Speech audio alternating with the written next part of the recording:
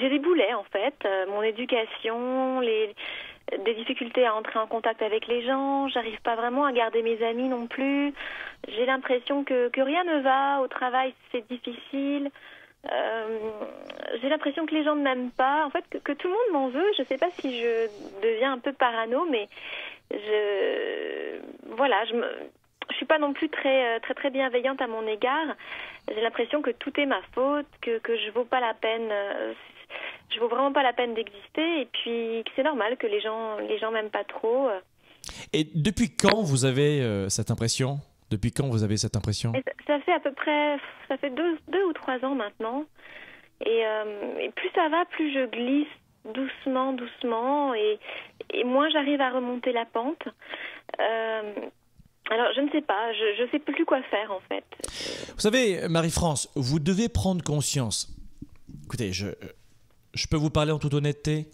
Oui, allez-y. Marie-France, vous devez prendre conscience que de tous les choix que vous faites en permanence, chaque geste que vous faites, chaque mot que vous prononcez, tout cela a une conséquence sur vous dans l'instant. Et nous prenons souvent plein de multiples décisions comme cela, sans le savoir, en adoptant une mauvaise stratégie, qui ne sont pas forcément dans le sens de ce que l'on veut au final. En clair, vous pouvez par exemple vous dire, tiens, j'ai envie de perdre du poids, et puis d'avoir cette irrésistible envie de mal manger.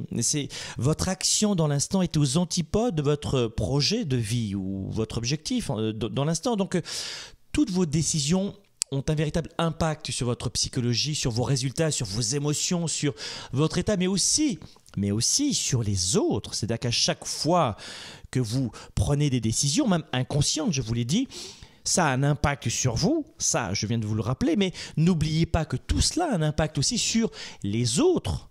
Prenez conscience que sans le savoir, vous prenez, ça c'est important pour aujourd'hui, vous prenez de multiples décisions comme cela, en permanence, du matin au soir, et qui vont vous permettre ou pas d'augmenter votre niveau de bonheur, d'être malheureuse ou d'être heureuse, entre guillemets, parce que je ne sais pas encore quel est votre niveau de bonheur aujourd'hui. On ne sait pas si c'est uniquement, comme vous le dites, une impression, un sentiment ou une vérité, un vrai malheur intérieur. Moi, je n'ai pas le sentiment que vous souffriez en ce moment d'une névrose forte ou d'une pathologie, en clair que vous soyez malade, mais faites très attention à ces choix personnels que vous faites pour vous-même et auprès des autres.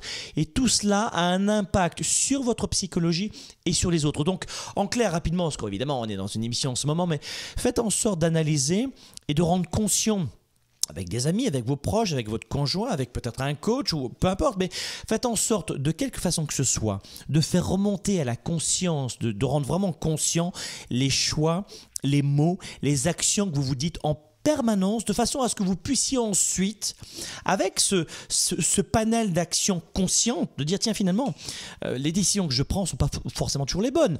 Reprenons l'exemple du poids en vous disant par exemple, tiens voilà, c'est aussi simple que ça, je veux perdre du poids, mais je vais dans un fast-food. Bon, finalement, c'est pas bon. Non, on n'est pas bon. Mon action, ma décision dans l'instant, que je prends volontairement cet exemple simple, l'action que j'ai dans l'instant est aux antipodes, vient combattre ce que je veux vraiment faire.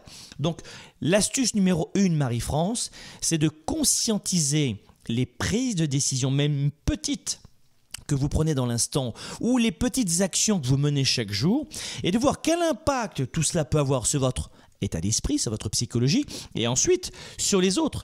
Parce que, est-ce que vous avez le sentiment, Marie-France, que en étant négative avec vous-même, avez-vous le sentiment, Marie-France, que en étant négative avec vous-même, ça a un impact que sur vous? Non, ça a un impact sur mes enfants, sur mon mari. Parce qu'à la maison, je suis pas très agréable, je suis toujours triste, toujours en train de me plaindre.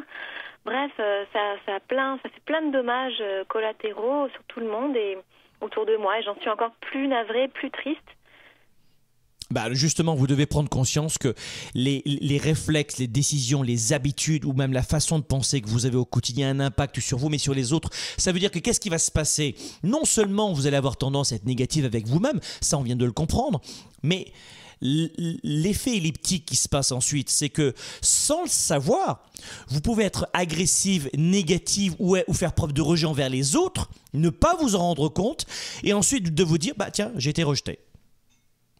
Oui, je comprends. Vous comprenez? Ça veut dire que parfois on renvoie aux autres des éléments dont on n'a pas conscience, toujours la conscientisation. On projette aux autres une image qui n'est pas forcément celle que nous voudrions leur renvoyer. On ne s'en rend pas compte. C'est-à-dire qu'on les rejette. On est parfois même agressif. Et après on se dit, tiens, pourquoi est-ce qu'il n'est pas souriant avec moi? Tiens, c'est pas normal, j'ai pas assez d'amis. Non, mais comment ça se fait qu'on m'aime pas? Vous voyez ce que je veux dire? Oui, je vois. Oui. Et puis c'est exactement ça. Leader et entrepreneur, vous voulez plus de choix, plus de liberté? Vous voulez développer la meilleure attitude avec la meilleure approche? Découvrez comment rester inspiré pour prospérer dans cette nouvelle économie. Spark, le show, vous revient jeudi prochain.